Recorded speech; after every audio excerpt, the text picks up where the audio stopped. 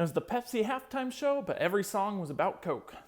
What's good, everyone? I'm Brandon with The Common Critic. Just wanted to talk to you a little bit about the Weeknd's halftime performance at the Super Bowl. I felt really inspired because I think it's actually one of my all-time favorites, if not the best. I've seen a lot of comments about it, and mostly positive, which I love because I am a huge fan of the Weeknd. And I feel like lately in the last few years, Super Bowl shows have not been that good. People are always critical of it, and usually for good reason. The Super Bowl shows used to just be this thing. It's like, how flashy can I get? How dumb of a stage can I build? How many celebrity cameos can I have on with me? And it hardly focused on the music or the performance or anything. It was just all about looks and flashy and whatever, which is fine because it's the Super Bowl halftime show, and the Super Bowl is like the biggest sporting event in America, right? So obviously the halftime show has to match that sort of level of intensity. But with the Weeknd, I think he really came in and changed it and set a new tone for the halftime show. Now listen, I am super biased because I love the Weeknd so much. I love his music, and I've been following him for a really long time. You guys know what stan means? Like, if you're a stan. It's a reference to the Eminem song Stan, where it's like a crazed fan,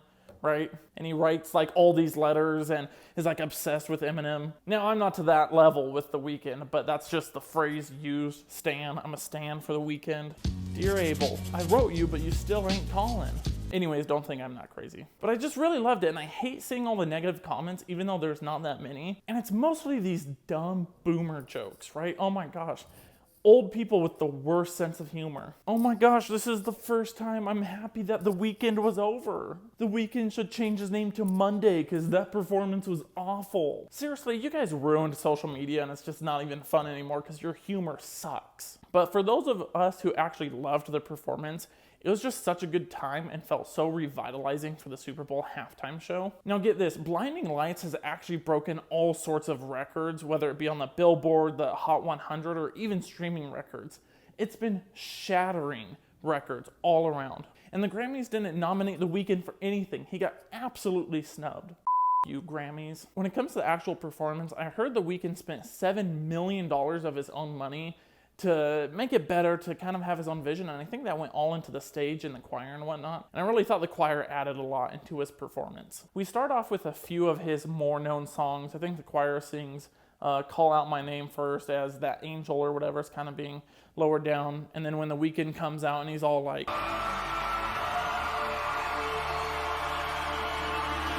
amazing. You start off with Starboy and The Hills and Can't Feel My Face, right? Those are the ones that I think are probably most known for like people that don't follow the Weeknd as much, which is fine because I actually think Starboy was one of my more favorite ones up until the After Hours album came out. And I was really surprised that Daft Punk didn't make an appearance. I was surprised that, Kendrick Lamar or Sia or any of these other artists that he's done collaborations with didn't show up. I was kind of wondering, why is it that he has all this star power but nothing showed up? And I think it's made me appreciate it more. Look, he just wanted it to focus on him, on his music, and not in a prideful way. He wanted as much time as he had to be put into his music, to make it his show. And let's not forget, 10 years ago, this dude was homeless on the streets of Toronto. And 10 years later, he's performing at halftime of the Super Bowl. It's unreal. So that gives him the ability to just focus on him and his performance a little bit better, which I like it because the singing was really well done. He has an amazing voice.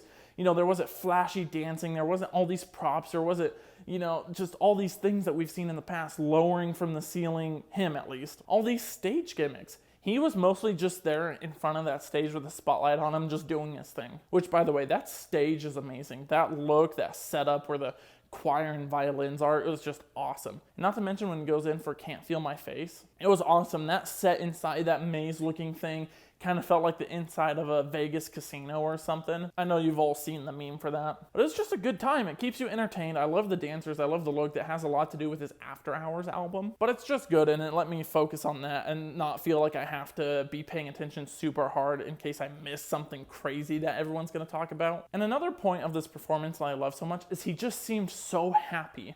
I think the name of the game for this is energy. His energy was so high. You just felt it. I felt it through the TV. He put on Instagram, I think the day after, saying that after he performed, he could not stop smiling. And I think that's a huge testament for his performance, how much fun he was having and how into it he was.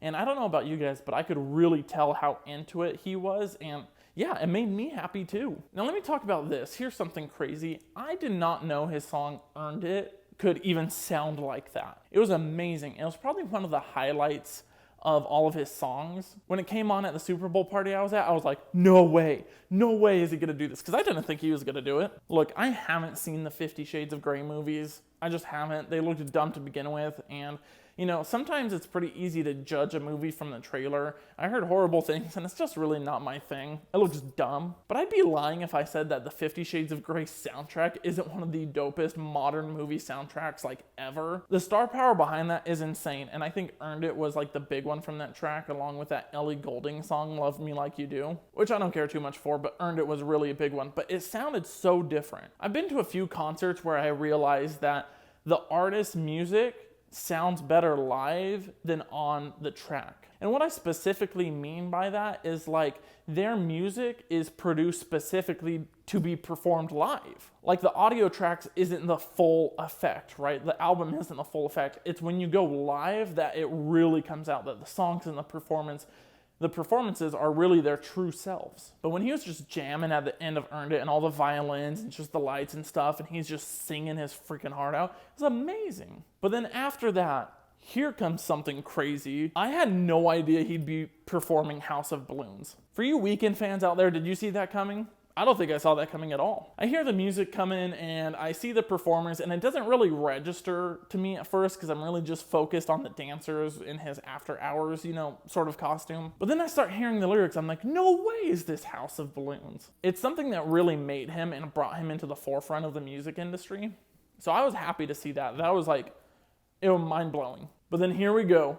That transition into Blinding Lights from House of Balloons is insane. Dad, why is my sister named Rose? Because your mom loves roses. Oh, thanks, Dad. Yeah, no problem, House of Balloons transition into Blinding Lights. Seriously, that's how good it was. And all the dancers on the field, there's no stage, there's no props or anything. It's just the dancers, and they fill up the whole field, which I think is really cool because usually performances were just confined to their stage, their one space, which obviously The Weeknd doesn't take up the whole field, but he had performers take up the whole field, which I think, yeah, why not utilize the entire football field? But this is when it all comes together, and I already mentioned that Blinding Lights shattered all these records, and I also already mentioned that live music for a lot of artists sounds better than their album track. But with this whole performance, the band and the choir and the orchestra or whatever, it just makes Blinding Lights sound so much better than what's on his album. The chords that come in during the chorus of Blinding Lights from the choir are just insane. It adds a whole new musical element to that song. Not to mention, my absolute favorite part of this whole show is when the dancers on the field just get to vibe. You know, when they were putting together that show and The Weeknd or choreographer or whoever put it together was just like, hey, you know what? Whatever comes to your heart, just go for it. Just vibe out there. You're hearing the music. You're good. Just dance.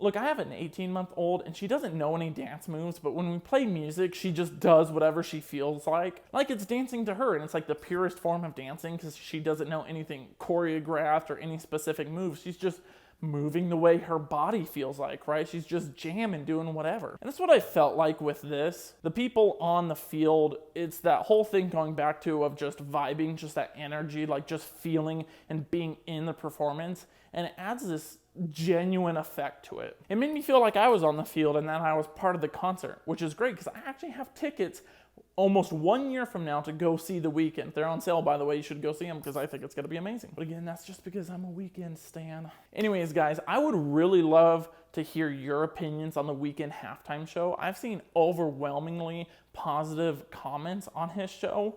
I've seen a few dumb ones, and I'm gonna call them dumb because they were dumb. But the negative ones I think have no value behind them, but I wanna hear your opinion. Even if it is negative, I'm sorry I called it dumb. But just tell me what you guys think. If you liked it, if you didn't like it, what he could have done better, what was your favorite part? So go ahead and do that for me. Please subscribe and like the video. We are growing, and you could be one of our first fans since we're so new. Be on the lookout for our weekly podcast coming out. Follow us on Facebook and Instagram. And yeah, thank you for watching.